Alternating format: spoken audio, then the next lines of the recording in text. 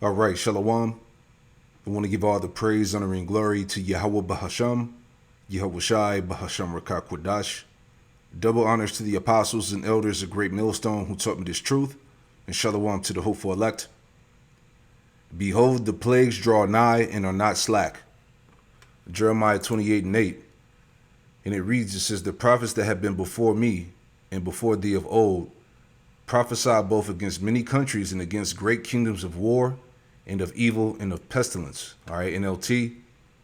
The ancient prophets who preceded you and me spoke against many nations, always warning of war, disaster, and disease.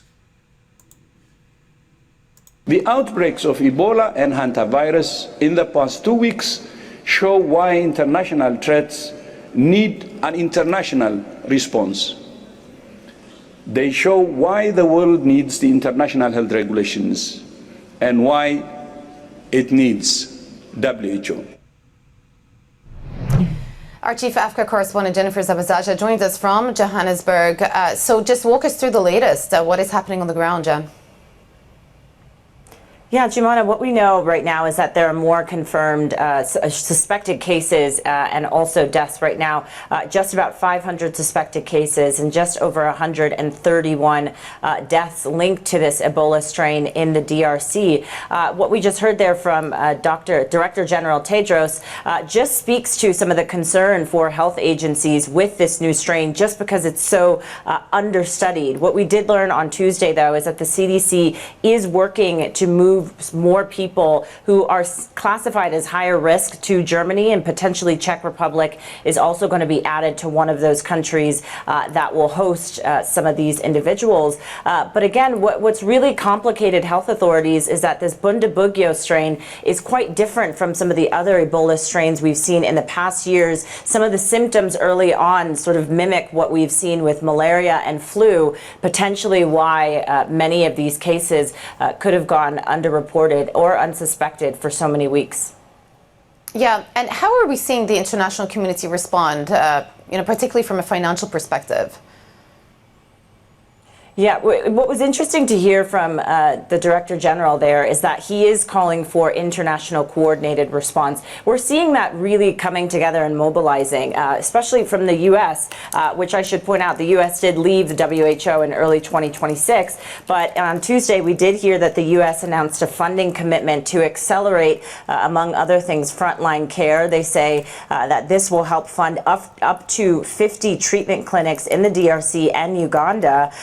And the U.S. reiterating that this shows their commitment to global health and humanitarian partners. Again, the U.S. did leave the WHO in 2026, but we did hear the WHO also saying that they are working to mobilize about $3.4 million from their emergency contingency fund.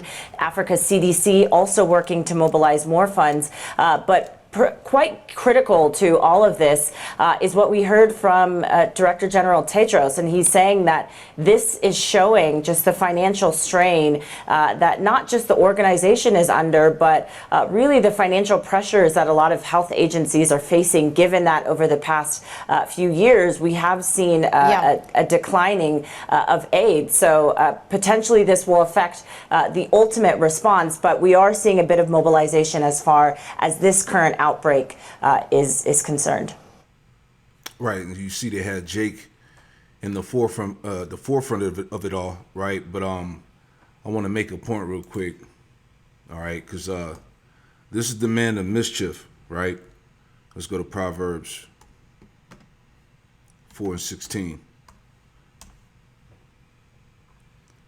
All right, this is Proverbs chapter 4, verse 16, and it reads, it says, for they sleep not, except they have done mischief, and their sleep is taken away unless they cause some to fall.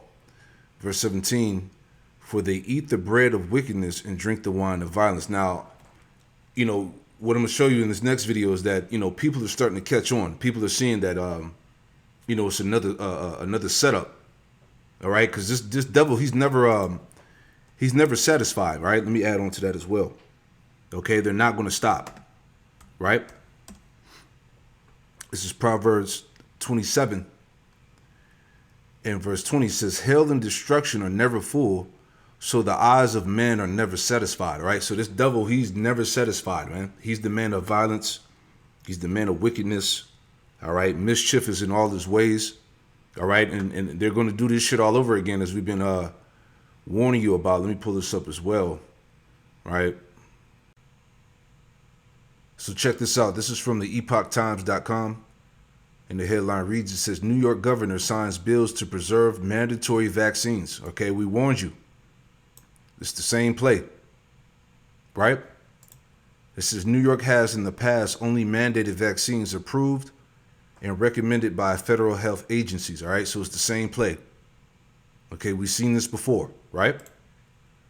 Let's summarize it real quick. Okay, so it says here, a summary of New York vaccine legislation. On May 15th, New York Governor Kathy Hochul signed 2 bills into law. Right?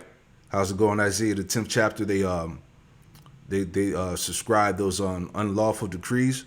You know, it says signed 2 bills into law that decouple the state's vaccine mandates and insurance requirements from federal guidelines. This action follows shift in federal recommendations under the Trump administration, right? Key provisions of the legislation.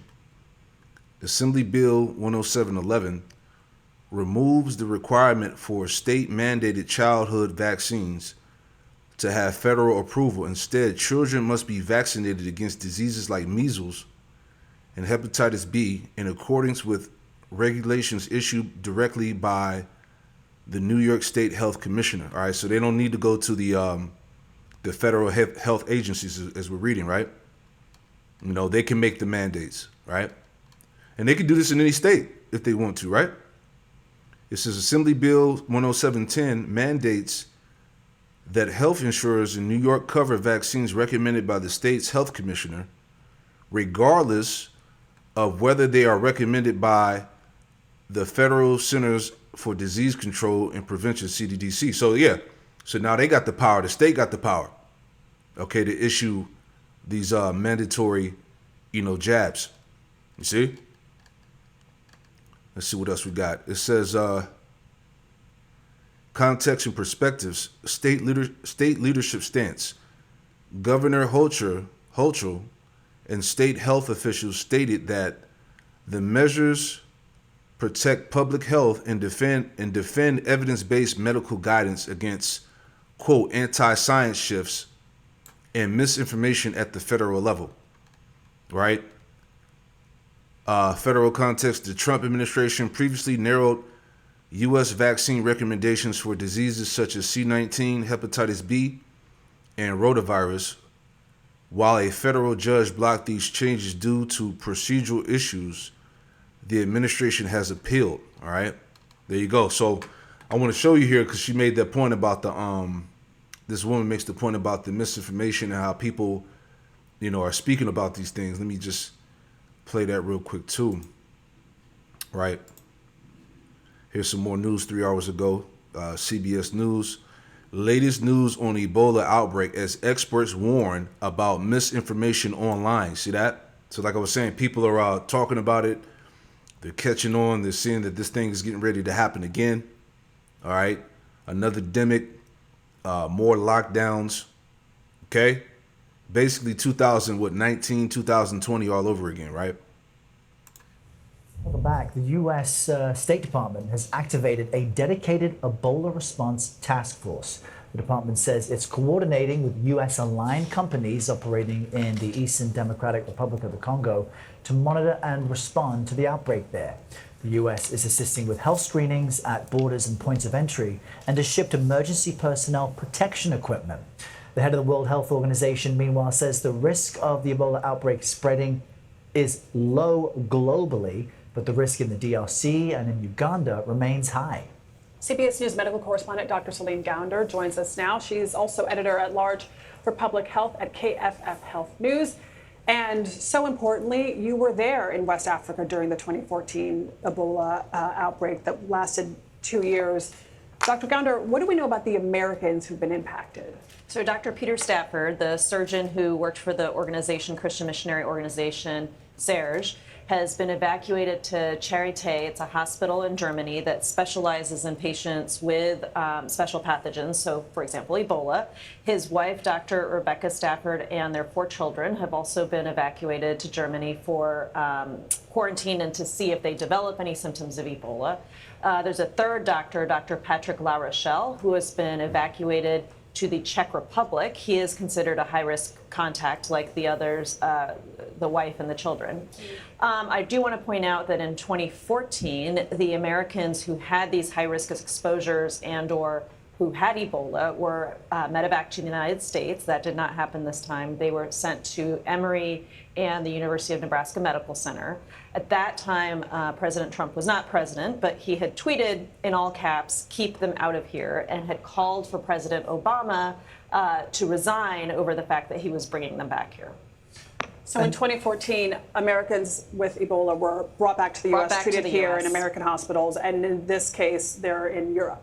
Correct. Which really just underscores the difference in policy and approach by this administration compared to previous. There's also, in this day and age, much more misinformation and disinformation at our viewers' fingertips. What have you seen that appears to be the most damaging? Well, this is something I have seen. I've worked in so many different epidemics going back to HIV/AIDS in the late 90s in South Africa, where people were saying it's a hoax. And we see the same playbook over and over and over again. So over the weekend, I used just like the people, man. All right, it's the same playbook over and over again. All right, these different psyops, biological warfare on the people. All right, so people are speaking up about it. All right, they're calling it out. some social listening tools just to see what was starting to emerge. So what are social listening tools? What are social listening tools? There are different kinds of tech tools online that you can use to analyze what's coming out on different kinds of social media platforms. Phrases and trends and themes. Yeah, all kinds of things. And so we first heard about Ebola in the DRC on Friday. I forget if it was Sunday morning that I started looking at this.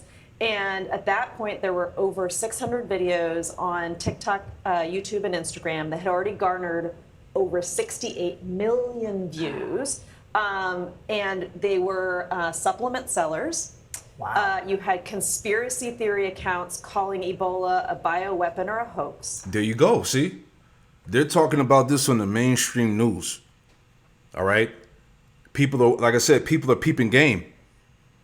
Okay. A bio attack, psyop, biological warfare. All right. People see it, man. And remember, scripture say we're not ignorant of Satan's devices, man. So now you understand why social media is such a problem for these devils, man. This is why they want to control the narrative, right? This is why they're as I went to the lesson the other day, they're implementing the AI, right? Let me pull that back up. Okay, so they got the AI that can judge information that's being put out online. All right, this is from TechCrunch.com. Again, it says, "Can AI judge journalism?"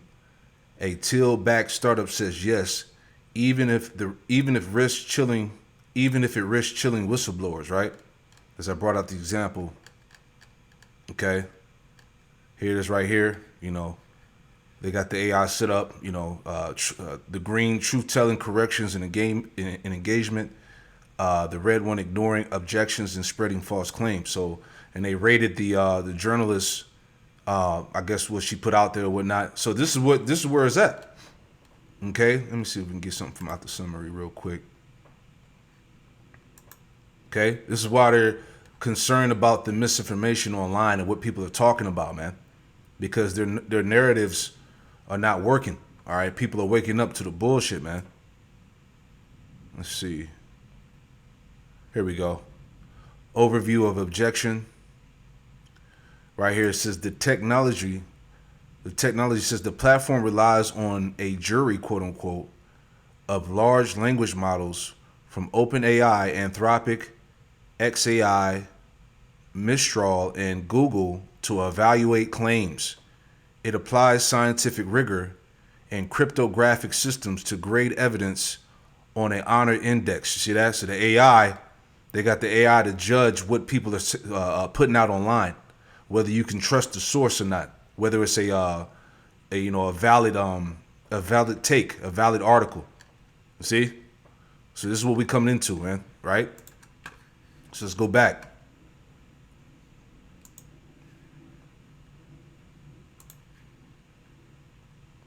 Videos on TikTok, YouTube, and Instagram that had already garnered over 68 million views, and they were supplement sellers. Wow. You had conspiracy theory accounts calling Ebola a bioweapon or a hoax. You had a tweet with photos of healthcare workers in biohazard suits. This tweet calls this a movie set, and it was actually a photo of people transporting the cruise ship passengers where there was the Hana virus outbreak. This was not a photo even of what was happening in the DRC or Uganda. So you see this same playbook over and over and over again with COVID. We saw it with Mpox, we saw it with bird flu, we've seen it with hantavirus, and now with Ebola. Yeah, it's the same playbook with you devils, right? Like I said, this is the man of mischief, right? And people are peeping that, right? Proverbs 36 and 3. I'm sorry, not Proverbs 36, Psalms 36, right? Psalms 36 and 3, and it reads, the words of his mouth are iniquity and deceit. All right, people don't believe you, man. They don't trust you. The words of his mouth are iniquity and deceit. He have left off to be wise and to do good. Verse 4, he deviseth mischief upon his bed. He setteth himself in a way that is not good. He abhorreth not evil. Okay? NLT, they lie awake at night, hatching sinful plots. Their actions are never good. They make no attempt to turn from evil. So yeah, so people can't trust you. They don't believe your words, right?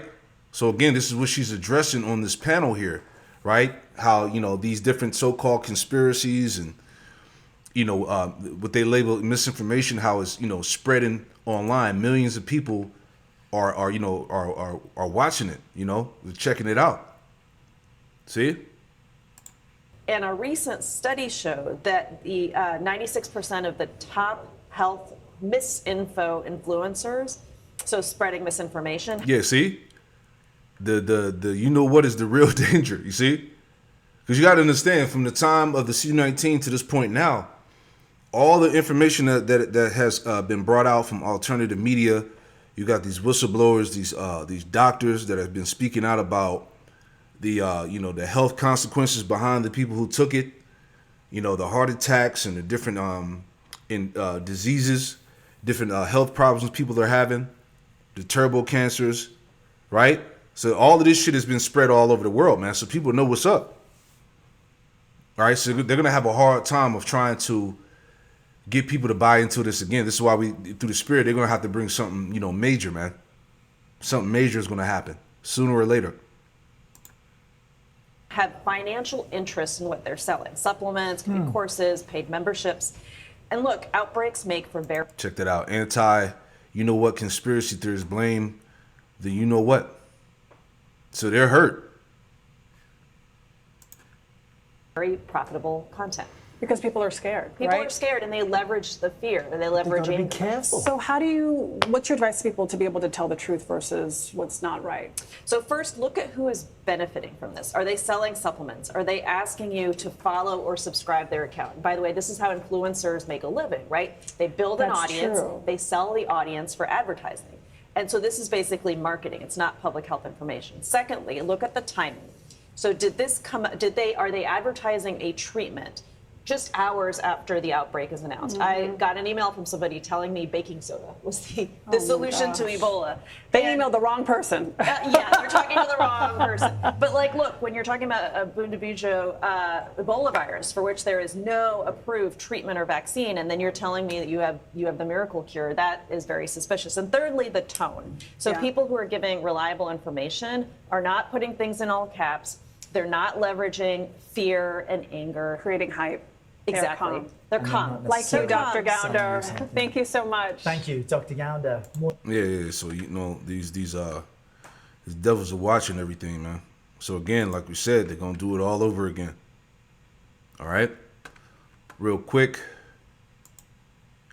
2nd Ezra 15 and verse 10. And it reads, it says, Behold, my people is led as a flock to the slaughter. I will not suffer them now to dwell in the land of Egypt. Verse 11. But I will bring them with the mighty hand and the stretched out arm and smite Egypt with plagues as before. Okay? And will destroy all the land thereof, right? So we're in the midst of spiritual Egypt. And the Lord is going to smite Egypt with plagues as before. And this is where we at now. Egypt shall mourn, and the foundation of it shall be smitten with the plague and punishment that the Most High shall bring upon it, right? So the plagues are here. They that till the ground shall mourn, for their seed shall fail through the blasting and hail, and with a fearful constellation, right? Going into, the famines and stuff, right? Let me pull that up as well, because that's part of the plagues too, right? This came out today, political.com. It says the world has 6 months to avert major food crisis, says UN as Hormuz struggle drags on. All right, so they're saying 6 months left until a major food crisis, man. It says the closure of the Strait of Hormuz is not a temporary disruption, but the start of a systematic shock to global food prices, the UN Food Agency said Wednesday, right? Let's see what we can get from this too. See? The plagues draw nigh and are not slack. Right? Food crisis and price increases, rising prices driven by high energy costs and Middle East conflict disruptions. The FAO Food Price Index increased for a 3rd consecutive month in April. The crisis pipeline, the FAO projects the shock will ripple through 6 sequential stages: high energy costs, fertilizer shortages, seed scarcity, reduced crop yields, surging commodity prices, food inflation for consumers. There you go.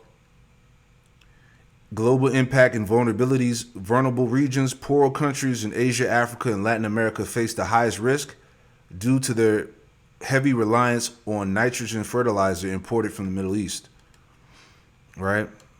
Yeah, there you go. Straight to the point, man. Plagues, right? 2nd Ezra 16:37, and it reads, it says, Behold, the plagues draw nigh and are not slack. All right? These plagues are not slacking, man. Everything is coming in full speed, man. They're talking about 6 months left for a major food crisis, man. Hey, this is no joke. Okay? It says, as when a woman with a child in the 9th month bringeth forth her son, with 2 or 3 hours of her birth, great pains can pass her womb, which pains when the child cometh forth, they slack not a moment. See? Even so shall not the plagues be slack to come upon the earth, and the world shall mourn, and sorrow shall come upon it on every side, man. Hey, this shit is about to get bad. We're trying to warn you, man. Right? You got food crisis, the Strait of Hormuz, supply chain shortages. You got these different plagues, diseases that are being set up. Okay? Mandatory jabs. Come on, man. Right? Let's get this last one, too. Just to make the point, finish it out here. It says, this is from newstarget.com. It says, it's critical to prepare now for the coming collapse, as we've been warning you about, man. Right? The coming collapse. All right? Sorrow should come upon the world on every side, man. Right? It says the impending systematic collapse, signs of collapse. The author asserts that modern civilization is nearing collapse due to a rigged, debt-fueled economic system, an intentionally diminished education system, a corrupted legal structure, and rigged elections designed to install specific loyalists. Global threats. Global entities are allegedly engineering supply chain disruptions, see? Such as fertilizer shutdowns and tensions in the Strait of Hormuz for depopulation while utilizing C-19 as a bioweapon and transitioning toward a AI system meant to replace human labor, right? All these things are true, right? It says the rise of AI superintelligence, data center expansion, all right? 3D world simulators, okay? And the rest reads on, right? So all hell is about to break loose, man. Okay? The writing's on the wall, right? And that's pretty much it. You know, we'll end it with this. Back in the 2nd Ezra 15 at the top. Okay? 2nd Ezra 15 and 5.